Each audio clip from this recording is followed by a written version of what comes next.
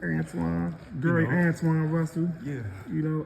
17-0, 17 knockouts, 140-pound contender.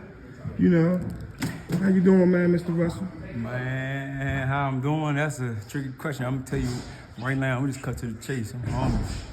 I'm hungry. There's a lot of weak links out there. You hear me? So it's been a lot of talk, man. We reading the comments, a lot of talk about you ducked Matias, that you got sent the contract and that you ducked him. Never got sent no contract. You can go out here on the mainstream right now and find any interview that I had about Matias. I called that man out several times. I said all these other title holders, they scared of him. I don't really think he's a boogeyman. I think he's a rock and sock and robot. They just come in shape, for real.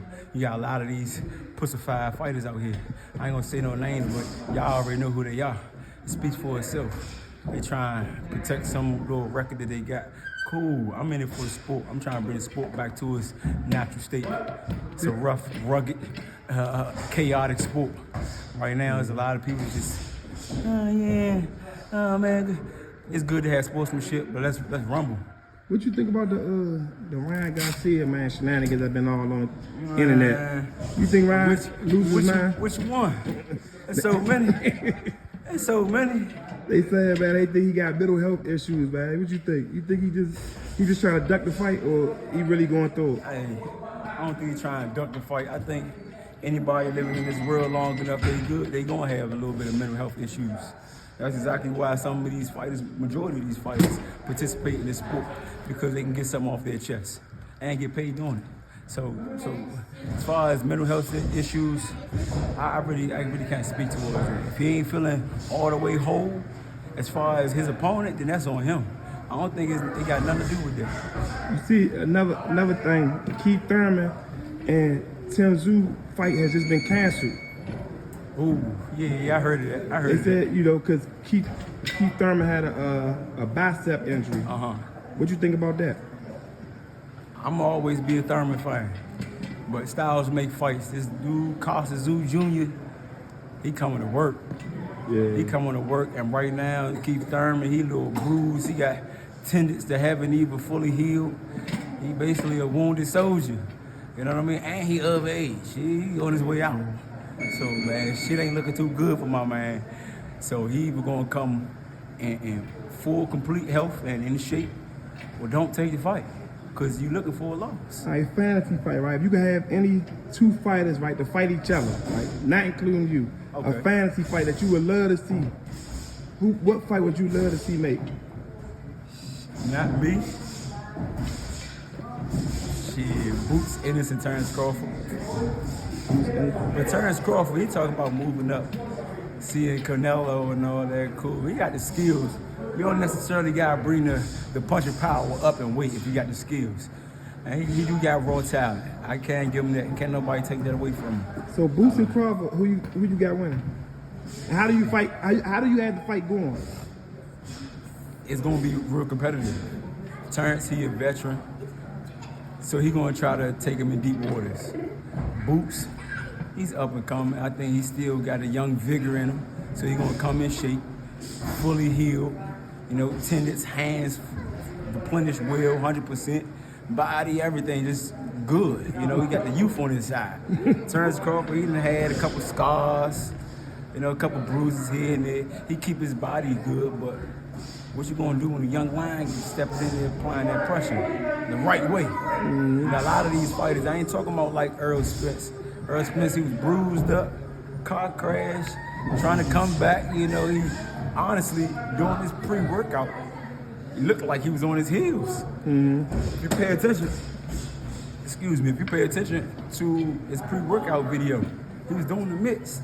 He wasn't all the way there. He'd do a 1, 2, 3 and pivot. And his foundation wasn't even all the way there. Like, he was still loose on the goose. I'm like, come on, man. I'm all for you, Earl, but they ain't looking too good. So let me ask you this. The ace of aces, spade of spade. That's what it is. What you think was your hardest? What fight was your most difficult to prepare for, and what was your hardest fight? I would say most difficult was the guy Francis Bartholomew, because 2 reasons. One, before I came out, they made a skit of my father, a little video footage for my father, a tribute to my father and stuff like that, passing away, God rest his soul. But emotionally, that kind of like, it took me.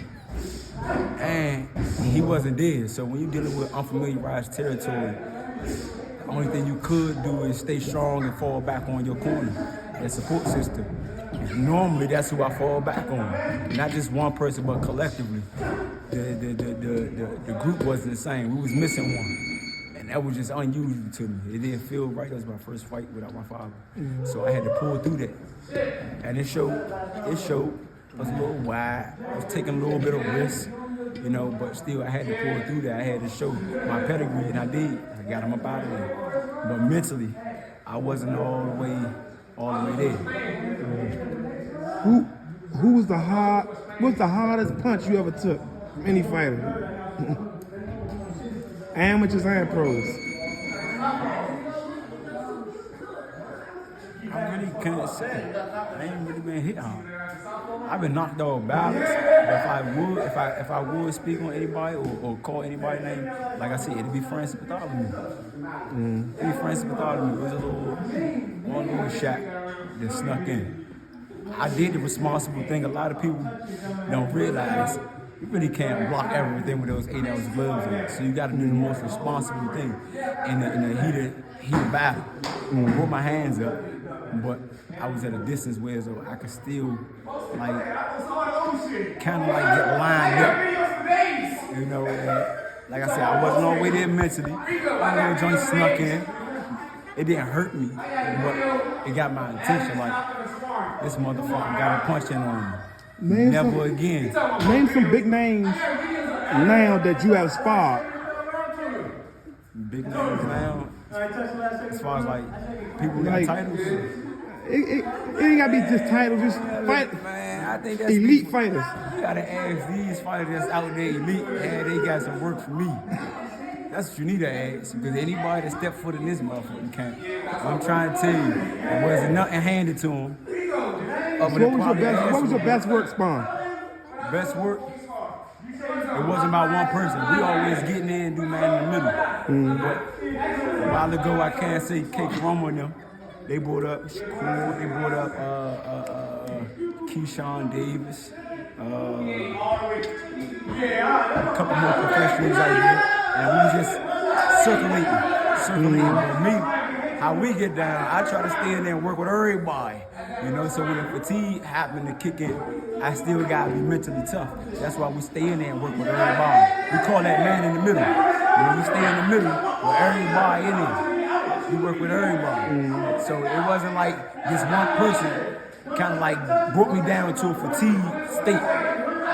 I did 4 rounds of this person, 4 rounds of this person, 4 rounds of that person, 4 rounds of this person. I stayed in there, the whole full with everybody. And that's when everything kind of like came competitive or somewhat of a battle for me. But other than that, I'm my biggest critic. If I can't execute it, then it's me. It's nothing that these opponents going to bring to the table that I can't have an answer to. Did you ever, you know the guy they call the Sparring King? Have you ever sparred him? I have not. Kevin, what's his name? I've got a guy named Kevin. I don't even know the guy's name. You ever know sparring? I don't know the guy's name. Get him more footage or something like that online. You can set some shit up. It's that simple. As far as me ducking any work, that's never been the case. Ever. So you have never, so for the record, you have never got no contract from Matias or his camp or nothing? Nothing. This man saw me. He was at my fight. He fought on the undercard when I fought, what's the kid name? Up MGM. God dang it. Stopped me with a body shot. What was his name? Can't get his name right now, off the hand. I can't get his name. God. Kent Cruz. I fought Kent Cruz. He was right there.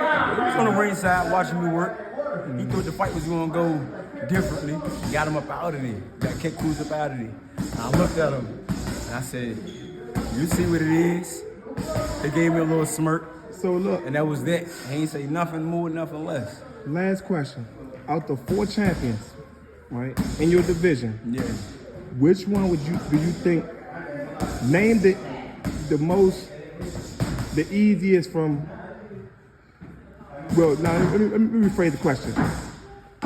Out of the 4 champions in your division, which one do you think would be the easiest, and which one do you think would be the most difficult to prepare for?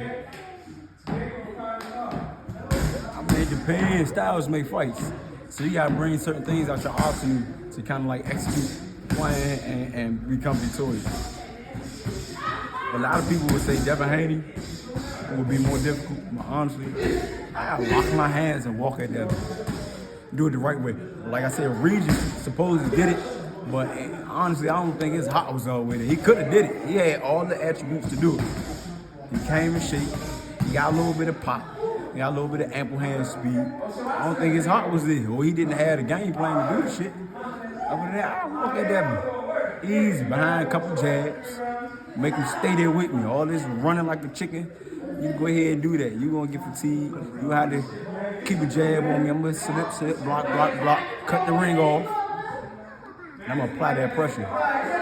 He's the one that I feel like he's going to make it win. So he go 12 rounds. At least he's going to try to. Other than any other opponents you got, Tszyu Lopez. He want to bring boxing back to his feet. He want to bring on exciting fights. So I think he's gonna get reckless, run into something, and I love him dearly. That's like a brother from another mother. But when we get in there, it's work time. Tszyu Lopez. Yeah, that's my guy. I love him to death. But when we get in there, it's business. It's business. I come to work, and he know this. You know, but he gonna bring a mano a mano type mentality. I don't say he gonna lay down for me. He gonna come to work, as he should. But I think he gonna get reckless. Who else got a title? Rolly and Cruz. Rolly. Who do you got out that fight? Rolly and Cruz.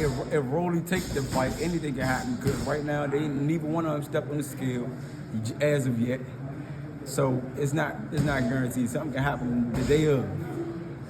You never know. But if he do take the fight, I got Rolly losing.